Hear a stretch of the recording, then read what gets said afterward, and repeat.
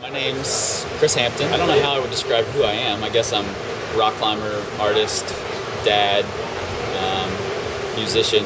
I got into rock climbing to keep myself out of trouble. I ended up doing some time in jail when I was 19, and I had been to a climbing gym one time with a friend, and while I was in jail I decided that's where I'm going to go as soon as I get out. And I went in and I bought a membership and I just spent all my time there. I've always been into hip-hop. I actually had a neighbor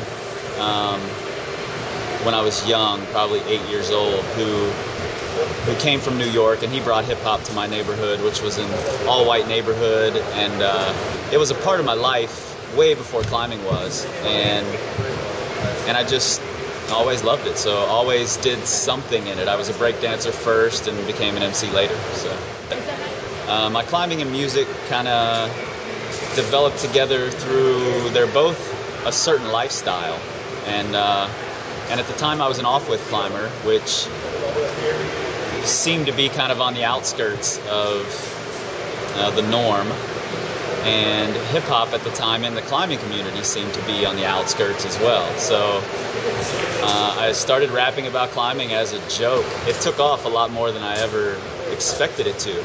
So I started getting offers from these festivals to come out and perform, and from there I just thought, you know, I can turn this into something where I can take climbing trips and rap on these climbing trips and have it be a cheap way to climb. My music was all about hating sport climbing.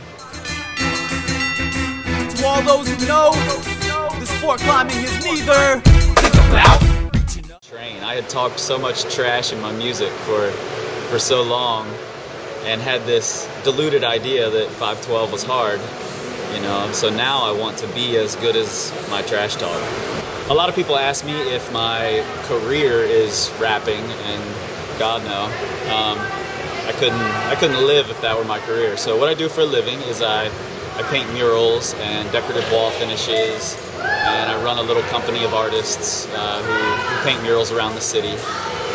Some of the lessons I've learned through climbing are patience. When I was younger, I didn't have any patience, and that's how I got in trouble. So I've learned patience and persistence, and how to choose goals and work towards them.